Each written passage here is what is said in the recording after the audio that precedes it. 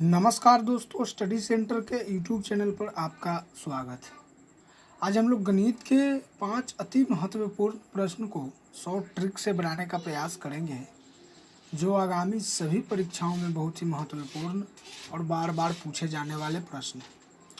तो चलिए दोस्तों, पहले प्रश्न की ओर चलते हैं, जो हमारे कल के एपिसोड का लास्ट क्वेश्चन जो हमने टेस्ट के रूप में छोड़ा था, वो आज हम बतलाएंगे।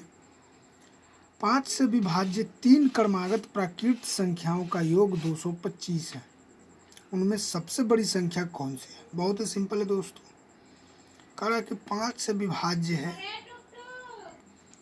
3 प्राकृत संख्या है। तो इस प्रश्न को बनाने के लिए बहुत सारे स्टूडेंट क्या करते हैं कि 225 में 5 से भाग कर देते हैं, जो कि गलत हो जाता है। यहाँ पे पढ़ा है 5 से विभाज्य 3 क्रमागत प्राकृत संख्याओं का योग कितना है? 225 है। इसको हम लोग 3 से डिवाइड करेंगे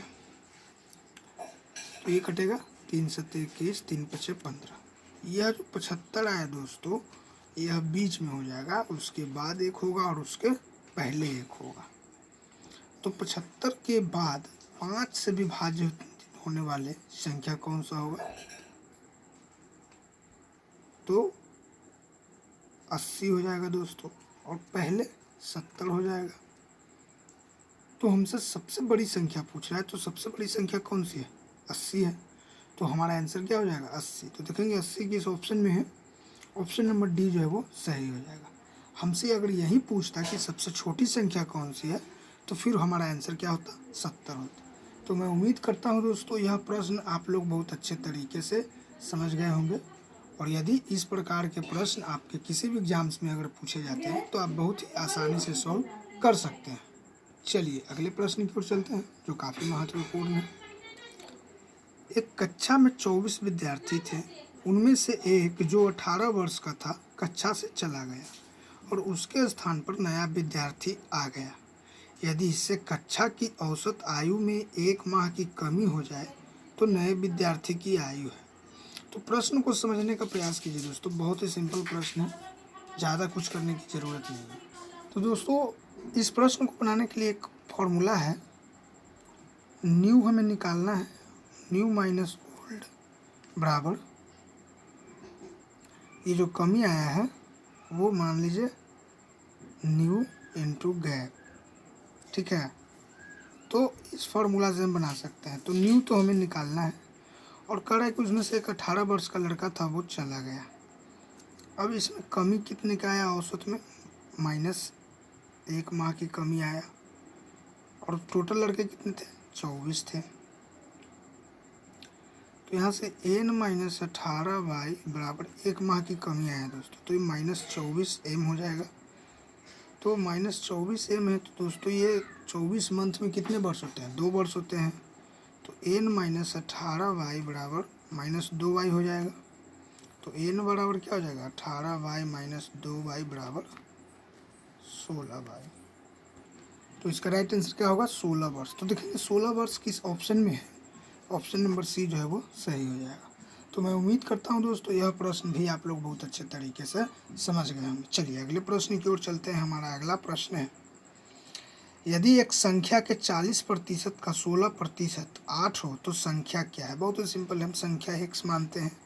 कह रहा है कि इसका 40% जो है, 40% के 16% का वैल्यू जो है वो 8 है। तो यहाँ से हम x निकाल लेंगे दोस्तों। 1 शून्य से 1 शून्य कैंसिल हो जाएगा। 2 दूना 4, 2 पचे 10, इधर 4 चौके 16, 25 चौके 100। ये 4 दूना को 8, ये 2 से 2 कैंसिल, यानी x बराबर क्या हो जाएगा दोस्तों? 5 गुने 25 यानी 125। यानी संख्या क्या होगी? 125। तो देखेंगे 125 किस ऑप्शन में है? तो ऑप्शन नंबर ए जो है वो सही हो जाएगा। तो मैं उम्मीद करता हूँ दोस्तों, यह प्रश्न भी आप लोग बहुत अच्छे तरीके से समझ गए होंगे। चलिए अगले प्रश्न की ओर चलते हैं। हमारा अगला प्रश्न है, आकाश एक काम को 15 दिनों में पूरा कर सकता है। बच्चा उसी काम को 10 दिनों में पूरा कर सकता है। यदि वो एक साथ कार्य करते हैं, तो वे कितने दिनों में कार्य पूरा कर सकते हैं? तो प्रश्न बहुत ही सिंपल है दोस्तों, कुछ नहीं करना है। कह रहा है कि आकाश एक काम को 15 दिन में और बच्चा उसी काम को 10 दिन में करता है पूरा, तो एक साथ करेगा तो कितने दिन में पूरा करेगा। तो दोस्तों अगर इस तरह के प्रश्न आते हैं तो हमारे पास एक फॉर्मूला होता है एक्स वाई बट्टा एक्स प्लस वाई, ठीक है। अगर ए कोई काम एक्स दिन में करता है और बी कोई काम वाई दिन में करता है, तो अगर ए और बी मिलकर किसी काम को करेगा तो वो कितने दिन में करेगा, एक्स वाई बट्टा एक्स प्लस वाई। अब हम क्या करेंगे, एक्स की जगह 15 गुना 10 बट्टा 25, अब इसको कटा लीजिए, 5 तिया 15, 5 25, 5 दूना 10 यानी 3 दूना 6 दिन में। यानी अगर दोनों मिलकर करता है तो काम कितने दिन में ख़त्म होगा, 6 दिन में। तो देखेंगे 6 दिन किस ऑप्शन में है, ऑप्शन नंबर बी जो है वो सही हो जाएगा। आप दोस्तों इसको एलसीएम निकाल के भी बना सकते हैं, उस मेथड से भी आप बना सकते हैं, ठीक है। चलिए अगले प्रश्न की ओर चलते हैं। हमारा आज का आखिरी प्रश्न है और काफ़ी महत्वपूर्ण है। ए बी और सी एक साथ एक कार्य को क्रमशः 6, 12 और 24 दिनों में पूरा कर सकते हैं। वे सभी मिलकर कार्य को कितने दिनों में पूरा करेंगे। बहुत ही सिंपल है दोस्तों। कड़ा ए है, बी है, सी है। ए किसी काम को 6 दिन में, बी किसी काम को 12 दिन में और सी किसी काम को 24 दिन में पूरा कर रहा है। तो काम का यूनिट निकालने के लिए हम लोग क्या करेंगे, इसका एलसीएम निकालेंगे। 6, 12, 24 का एलसीएम 24 आएगा दोस्तों। यानी एक दिन में ये कितना यूनिट कर रहा है, 4 यूनिट करेगा, ये 2 यूनिट करेगा और ये 1 यूनिट करेगा। मतलब तीनों मिलकर एक दिन में 7 यूनिट काम करते हैं।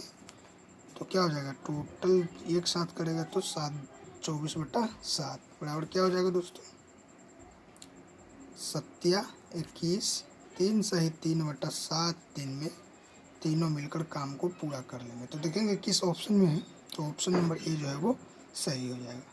तो मैं उम्मीद करता हूँ दोस्तों सारे प्रश्न आप लोगों को बहुत अच्छे तरीके से समझ में आ गया होगा।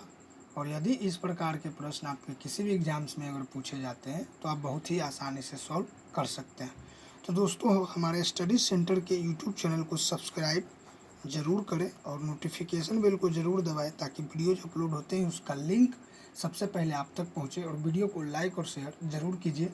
और हमारी क्लासेस डेली चलती है दोस्तों, तो उससे जुड़ने का प्रयास करें।